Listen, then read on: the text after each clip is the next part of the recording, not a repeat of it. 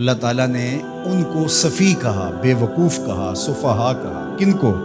جنہوں نے پیغمبر پہ ابھی اعتراض کیا نہیں، ابھی کرنا تھا۔ رب نے ان کو بے وقوف کہا۔ سَيَقُولُ السُّفَهَاءُ مِنَ النَّاسِ، یہ نہیں کہا سَيَقُولُ النَّاسُ مِنَ النَّاسِ، لوگوں میں سے کچھ لوگ کہیں گے، نہیں، لوگوں میں سے کچھ بے وقوف کہیں گے جو حضور پر اعتراض کی زبان کھولتے ہیں۔ اللہ ان لوگوں کو لوگ کہنا بھی گوارا نہیں کرتا، وہ اس قابل بھی نہیں ہے کہ ان کو لوگ کہا جائے، اس لیے کہا سَيَقُولُ السُّفَهَاءُ۔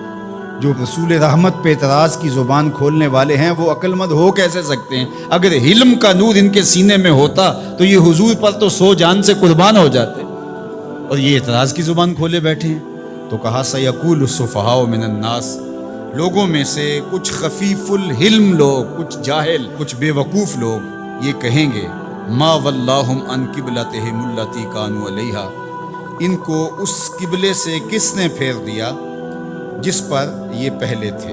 اب یہ اسلام کی تکذیب کرنے کے لیے، اسلام کو جھٹلانے کے لیے، قرآن کی تکذیب کرنے کے لیے، صاحب قرآن کی تکذیب کرنے کے لیے کوئی موقع ہاتھ سے نہیں جانے دیتے تھے۔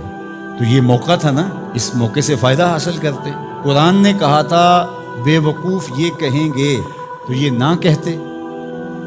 قرآن نے کہا تھا کچھ بے وقوف یہ اعتراض کریں گے، یہ کہتے ہم نہیں کرتے۔ قرآن نے کہا ہے کہ اعتراض کریں گے، لاؤ کون ہیں جنہوں نے اعتراض کیا؟ لیکن وہ بے وقوف کاہے کا جو عقل کی بات کر جائے؟ تو اس لیے اللہ تعالیٰ نے کہا کہ لوگوں میں سے کچھ بے وقوف کہیں گے ما وَلَّاهُمْ عَنْ قِبْلَتِهِمُ الَّتِي كَانُوا عَلَيْهَا، ان کو اس قبلے سے کس نے پھیرا جس پر وہ تھے۔ ما واللہ، وہ چیز کیا تھی؟ یہ ایک سطحی اعتراض ہے۔ قبلہ کیا ہے؟ قبلہ جائے توجہ کو کہتے ہیں، ایک جہت ہے جس کو متعین کر دیا جاتا ہے۔ سجدہ قبلے کو نہیں ہے، سجدہ کعبے کو یا بیت المقدس کو نہیں ہے، سجدہ تو رب کو ہے۔ تو لوگوں کو یکسو کرنے کے لیے ایک سمت مقرر کر دی جاتی ہے اور سب ادھر رخ کر کے بیٹھ کے یکسو ہو جاتے ہیں۔ میں آپ سے گفتگو کرنے بیٹھا ہوں تو یہاں ممبر رکھ دیا گیا اور آپ سب لوگوں کی توجہ ادھر ہے، لیکن کسی انتظامی وجہ سے یہ ممبر وہاں رکھ دیا جاتا تو آپ سب کی توجہ ادھر ہوتی۔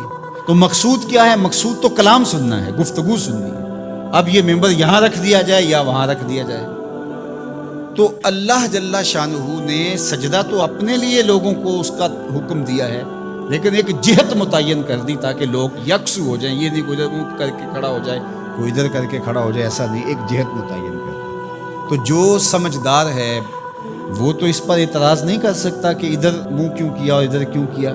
وہ کون کرے گا؟ جو سطحی سوچ کا مالک ہوگا، جو سفی ہوگا، جو بے وقوف ہوگا، وہی اعتراض کرے گا۔ تو انہوں نے کہا کہ ان کو قبلے سے کس نے پھیر دیا؟ قل، اے محبوب فرما دیجئے، للہ المشرق والمغرب، مشرق بھی اللہ کا ہے، مغرب بھی اللہ کا ہے۔ یہدی من یشاء الی صراط مستقیم، وہ جس کو چاہے سیدھی راہ کی طرف ہدایت عطا کر دے۔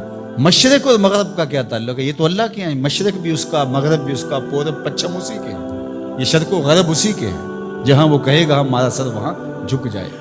وما جعلنا القبلة التي كنت عليها الا لنعلم من يتبع الرسول ممن ينقلب على عقبيه، اور ہم نے قبلے کے معاملے کو جس پر آپ تھے، یعنی مسجد اقصی، الا لنعلم، تاکہ ہم آزمائیں، من يتبع الرسول ممن ينقلب على عقبيه، ہم دیکھنا چاہتے تھے کہ رسول کی اتباع کون کرتا ہے، یہ ہم دیکھنا چاہتے تھے۔ اللہ کو تو پتہ تھا بالآخر یہ قبلہ بنا ہے۔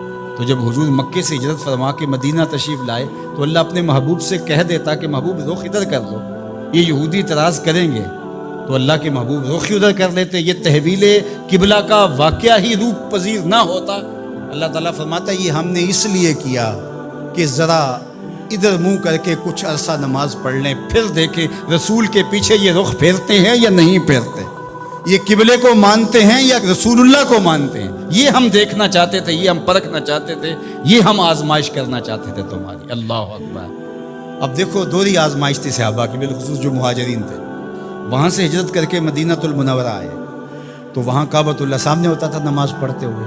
اب جہاں سے بندہ آیا ہو اس وطن معلوف کے ساتھ ایک الفت کا رشتہ ہوتا ہے، اس لیے اسے وطن معلوف کہتے ہیں۔ اب ان کا دل تو کرتا ہوگا ادھر رخ کریں، لیکن 16-17 ماہ ان کا امتحان لیا گیا ادھر پیٹھ کرو جدھر تمہارا جی چاہ رہا ہے۔ کیونکہ رسول کا رخ ادھر ہے، تمہارا رخ ادھر ہونا چاہیے۔ اللہ اکبر۔ اب جب ادھر دل جمنے لگا اور بندہ مانوس ہو گیا اس قبلے سے، تو اب حکم ہے نہیں، اب ادھر سے ادھر رخ پھیر۔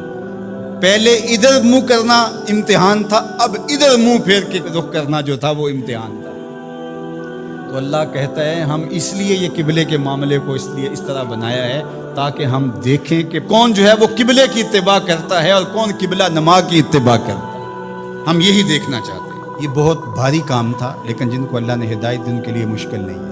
قبلے سے ہی پھر جانا، قبلے سے رخ پھیر کے دوسری جانب کر لینا، یہ کوئی اتنا آسان کام ہے؟ اللہ کہتا ہے یہ بھاری کام تھا، وزنی کام تھا، لیکن جس کو اللہ ہدایت دے اس کے لیے مشکل نہیں ہے۔ اور آپ تاریخ پڑھیں، کسی ایک نے بھی یہ نہیں کہا کہ یہ کیا ہوا، حضور کے سارے غلاموں نے رخ پھیر